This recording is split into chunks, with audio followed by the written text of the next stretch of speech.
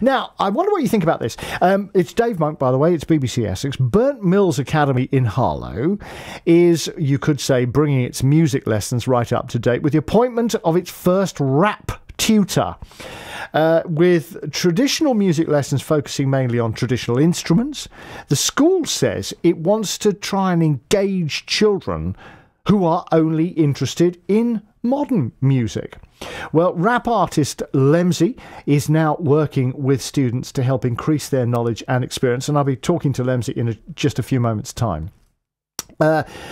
Kristen Casey is Director of Performing Arts at Burnt Mill Academy Trust and Chair of the Essex Music Hub Board. And I spoke to her earlier on this afternoon, and I asked her why they had chosen rap music. Students are so interested in rap and music production. So we've done a lot of work throughout the trust, is making sure that pupils have as much opportunities to do music that interests them. You get higher engagement. And it was a way in to develop literacy skills. So pupil engagement has increased significantly. They've increased engagement within all subjects around the school, improved attendance. They have developed a passion for writing and a confidence within themselves. And it provided them with a structured outlet for their creativity, which it was an important part of developing the offer. So they have actually engaged a lot more as a result of being part of this innovation. Absolutely. The amount of writing that these young people do has just absolutely exploded. They walk around with little books and then jot ideas, and these are young people who might have disengaged with extended writing and now are being extremely creative through the outlet of rap. A lot of rap has a lot of vulgarity and swearing in it. How do you get them away from that? We do. We very much encourage them. And it's quite, as you say, predominant within the genre.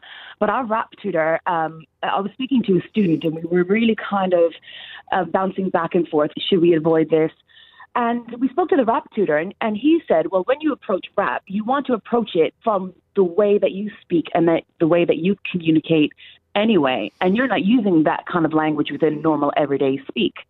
So, yeah, they avoid it and they can still be creative and express themselves and find more mature ways to express themselves by avoiding that kind of language. And isn't that the whole point? Because you want them to engage with the English language, using the English language in a creative way, not just stringing swear words together. Exactly. And the English teachers really come to me and said, these young people are just writing so creatively and really from their hearts and are showing a different side of themselves within their music writing, but also in their academic English subjects as well. Right, so huge uptake, but you have actually tried. Right, you've done the rap now. Let's have a look at a Shakespeare sonnet. Well, next year we're going to the primary school, so we have two projects, and we are bringing Shakespeare into the classrooms. So we are looking at abridged versions of Shakespeare and getting students to update it and make it current for them. So next year, when we bring that project into the primary schools, we're also going to bring our rap tutor in there to enrich that curriculum offer, enrich that offer of more traditional genres like Shakespeare. Right. So you're going to extend it to other years, to other age groups as well. Try and get them earlier. The earlier that you engage with students, the more impact it has long term. So by the time they come to us at secondary school, they have those skills, they have the advanced creativity and the literacy skills that they need to be successful at secondary school. Well, that's Kristen Casey. Lemsey is the rap artist who's working with the pupils. He's been involved in the UK hip-hop and rap and grime scene since 2011. Lemsey, welcome to the programme. Hi, Dave. How you doing? How do the lessons work? So it kind of varies depending on what stage some of the kids are at and also the duration of each lesson, because some of them I have one-on-one for about 15 minutes and there's others where I have, say, 2 or 3 in a group and that'll be an hour session. So in the shorter sessions, we tend to more just have conversations. There's a lot of dialogue, or if we can, we look at just like a piece of music, whether it's the audio or whether it's the video, and try and analyze that as much as we can within that short space of time. Whereas in the longer sessions, we tend to actually get into some writing, whether it's collaborative or just individual. Some people would say, oh, it's It's English, but not as we know it, Jim. You know, it's English, but, well, sort of English. How do you know what I'm trying to say? I kind of see what you're trying to get towards. Yeah, it's not. If I'm honest with you, it's not English. If it was any part of English, it would be the creative writing that, say, someone like me, I used to do in primary school. That's the closest thing that I can associate it to within the study of English in terms of the current curriculum standards that we have. The type of work that I do with the kids is very much more expressive. It's very much more spontaneous.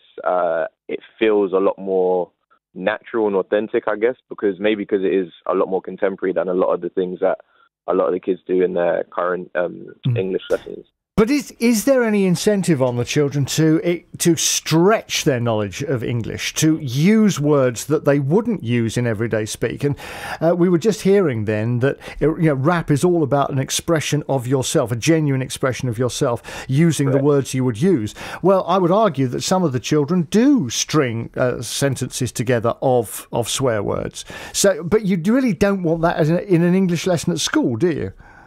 Yeah, that's why it's not an English lesson as well, because a lot of it is free expression. I do always try and discourage anything like vulgar language or any profanities, especially when it's completely unnecessary. But in certain terms, say like the art of storytelling, there are certain graphic images that might be discussed in someone's piece, even in a piece that I might try and get the kids to analyze or look at. So within those kind of pieces, it's very difficult for us to avoid some of the language that is used in those senses. What, you're not saying like Chaucer's Canterbury Tales by any chance? Because let's face it, there is something of a history of this, isn't there?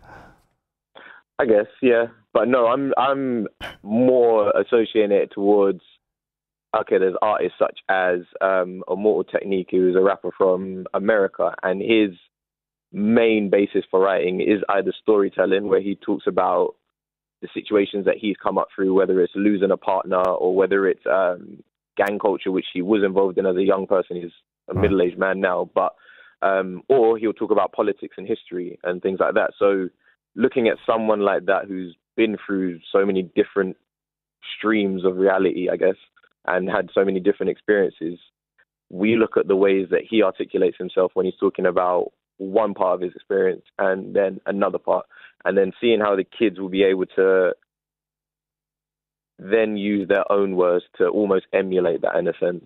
Talking about their own lives. Yeah, exactly, yeah. Right, which is, of course, has got to be a good thing. Is RAP an acronym for rhythm and poetry, or did we just make that up? No, you're right. It's an acronym for rhythm and poetry. So it's a very long tradition. Do you anticipate this being extended to other schools?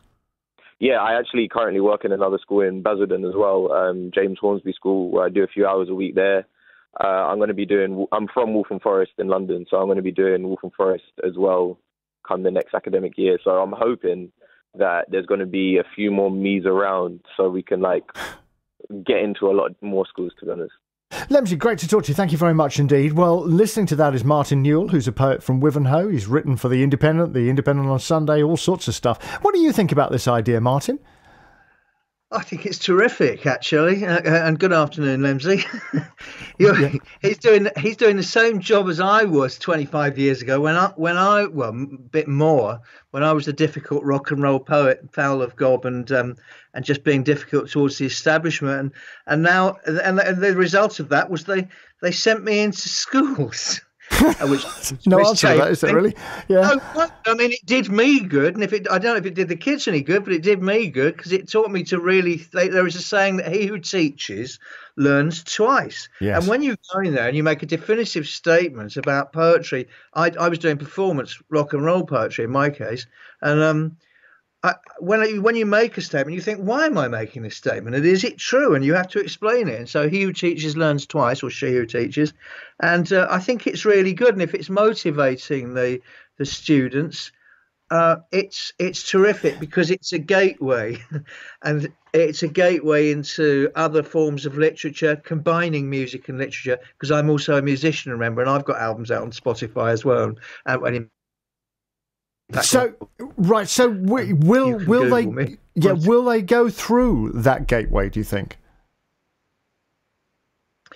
The ones who are inclined to it will, But I think to have poetry in schools is great anyway. I mean, my granddad's generation, my late granddad, they were just taught poetry by rote, which was no bad thing because many of them remembered it. It doesn't mean they're all going to become poets or rappers, but to have that culture in your head, to know that there is that way of saying things and that it's not just being chewed over like some terrible old bone by fustian academics, in one of two sort of famous and universities where they get to define what it is and hold it above the heads of people. We have this farcical situation in this country at the moment where the country's most popular and best-selling poet is a 70-year-old former WAF from the home county, well, not the home, from Oxfordshire or Berkshire, with a country accent. She sells stuff, her books fly off the shelves, and she doesn't even figure in the pantheon of the greats because the fustian guardians up in the misty minarets don't. I suppose there is a place for light verse. Well, it's about time they wised up because this woman is outselling them, and I expect Lemsey's crew is as well. So, they just want to maybe think about that and bring it back into education, popular poetry, and in any form. All right, Martin, great to talk to you. Martin Newell, a poet from Wivenhoe, of course. Thank you. What do you think about this? Rap in schools to get young people engaged in poetry. Do you think it's a good idea? And what about mixing the two? What about mixing traditional poetry with rap music? How about that to get them engaged? Would this be a good idea?